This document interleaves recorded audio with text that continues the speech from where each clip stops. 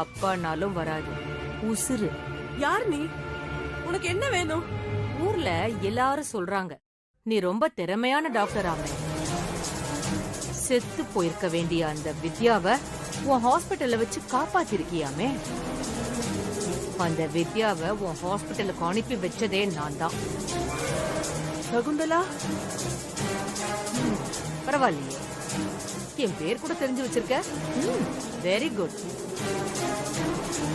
அப்புறம் என்ன, நான் இங்க எதுக்கு வந்திருப்பேன்? உன் புருஷன் பொண்ணு நெத்தியில எதுக்கு துப்பாக்கிய வச்சிருக்கேன்னு எல்லாமே இந்நேரம் உனக்கு தெரிஞ்சிருக்கணுமே. இல்ல, நான் அப்படி பண்ண மாட்டேன். நீ நினைக்கிறது நடக்காது. ஏய், நடக்கணும். அதுக்காக ஒன்னெல்லாம் கொலை பண்ண சொல்ல மாட்டேன். நான் சொல்றத மட்டும் செஞ்சா போதும். நானே ஹாஸ்பிட்டலுக்குள்ள வந்து வேலையை முடிச்சிடுறேன். ஏன்னா அந்த வித்யா ஏன் கையால செத்தா நல்லா இருக்கும்னு நான் நினைக்கிறேன். தயவு செஞ்சு என் ஃபேமிலியை விட்டுரு. உனக்கு என்னால ஹெல்ப் பண்ண முடியாது. ப்ளீஸ். ஏய், நீ முடியாதுன்னு சொன்னா விட்டுட்டு போறதுக்கா நான் இங்க இருக்கேன்? நான் சொல்றத மட்டும் தெளிவா கேளு.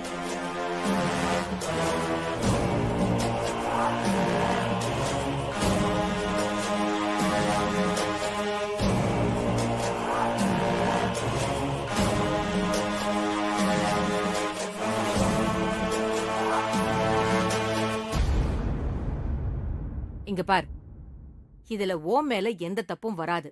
நீ கொலைக்காரியாக வேண்டாம். எல்லாத்தையும் நான் பாத்துக்கிறேன். நான் சொல்றத மட்டும் பண்ணிட்டு நீ விலகிக்க. இல்ல, நான் பண்ண மாட்டேன். இன்னைக்கு நைட்டு 10 மணி வரைக்கும் உனக்கு டைம். அதுக்குள்ள நான் சொன்ன எல்லா ஏற்பாட்டையும் பண்ணிட்டு நீ எனக்கு கால் பண்ற. இல்லனா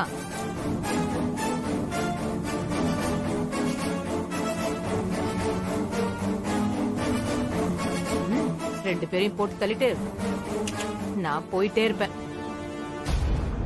நீ போலீஸுக்கு ஏதாவது தகவல் சொல்லணும்னு நினைச்சா அவங்க வாசல்ல வந்து நிக்கும் போதே நான் சொன்னதை செஞ்சுட்டு நான் பாட்டுக்கு சரண்டர் ஆயிடுவேன். சோ எப்படி பார்த்தாலும் நஷ்டம் உனக்குதான். உன் குடும்பமா இல்ல அந்த வித்யாவான்னு நீயே முடிவு பண்ணிக்க.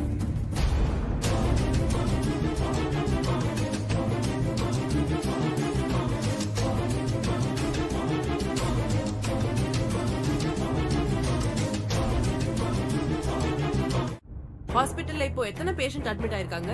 3 பேர் டாக்டர். டியூட்டிக்கு எப்பவும் போல எல்லாரும் வந்துட்டாங்களா? வந்துட்டாங்க டாக்டர்.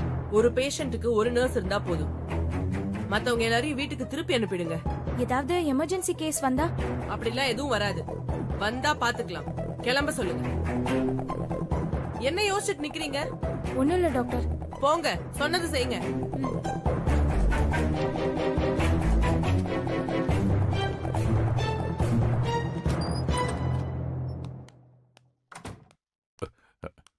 டாக்டர் டாக்டர் மேடம், இனி வித்யாவை பத்தி நீங்க பயப்பட வேண்டாம். அவங்க கம்ப்ளீட்டா ரெக்கவர் ஆயிட்டாங்க. ரொம்ப நன்றி டாக்டர்.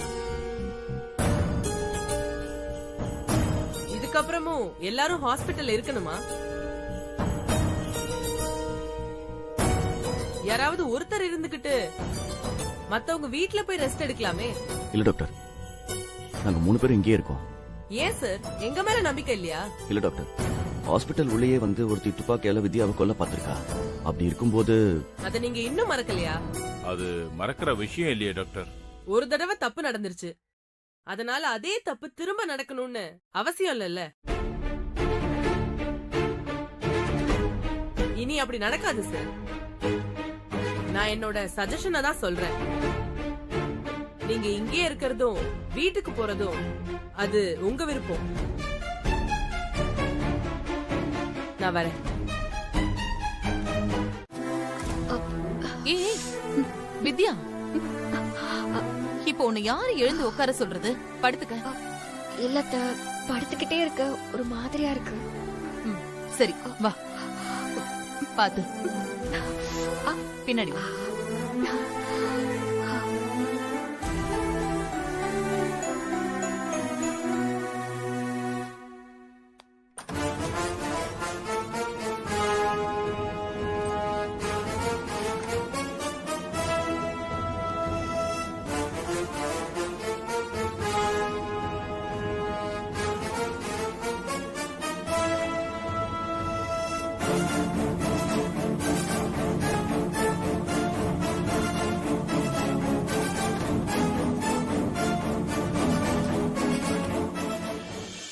வித்யா ஆ.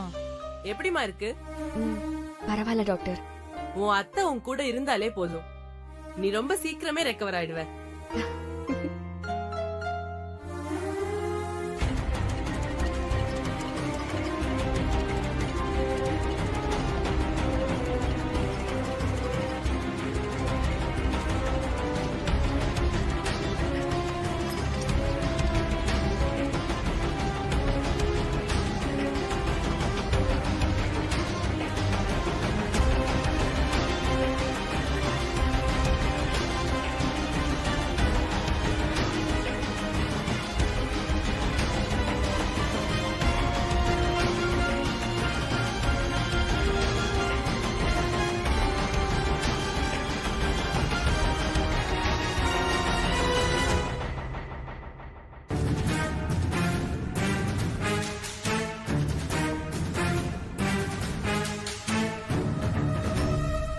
இந்த மருந்து ஃபுல்லா வித்யாக்கு ஏறணும்.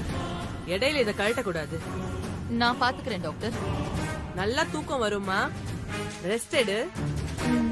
சரிங்க டாக்டர். மேடம் நீங்க?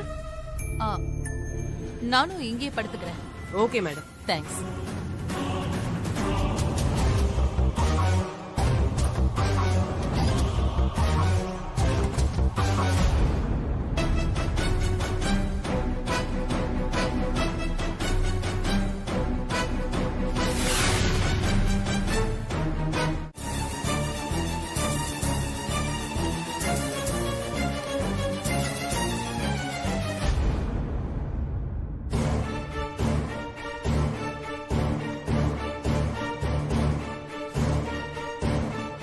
வித்யா, வித்யா,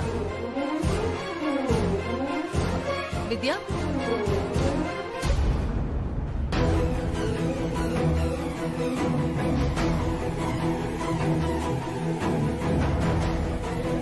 யோ என்னையா கரண்ட் கட் ஆயிடுச்சு? என்ன பண்றது?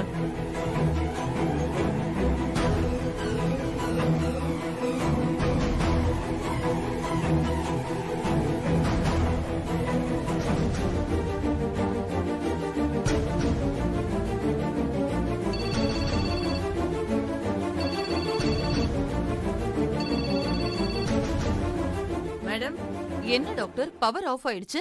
ஆமா மேடம், ஃபியூஸ் போயிடுச்சு போல. ஜெனரேட்டர் ஆன் பண்ண வேண்டியது தானே? அதுலயே ஏதோ பிரச்சனை இருக்கா மேடம், பார்க்க சொல்லியிருக்கேன். 10 நிமிஷத்துல பவர் வந்துடும், கொஞ்சம் அட்ஜஸ்ட் பண்ணிக்கோங்க மேடம். என்ன டாக்டர் நீங்க?